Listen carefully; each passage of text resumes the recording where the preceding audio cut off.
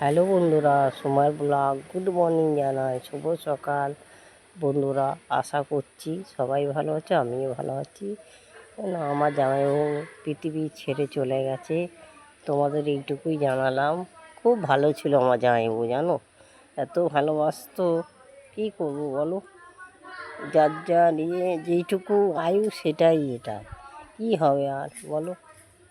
কিন্তু দুঃখ কষ্ট নিজের জামাইবাবু, তা চলে এলাম রানাঘাটে। আবার কী করবো বলো, এলাম গাড়িতে করে এসছি, আমার ভাগ্নির গাড়িতেই এসছি, এসে চলে এলাম।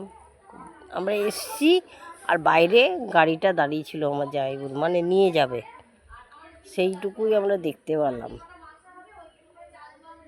খুব দুঃখ লাগছে, কষ্ট লাগছে, এত ভালোবাসতো আমার জামাইবাবু আমাকে, জানো তো। আমার মানে কোনো কিছু করলেই বলতো, বাবা তোমার মতন কেউ করতে পারবে না, তোমার মতন।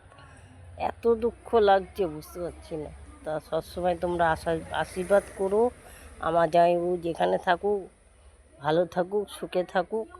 আমিও আশীর্বাদ করছি যেন তোমরাও ভালো থাকো, সুস্থ থাকো, আশা করি।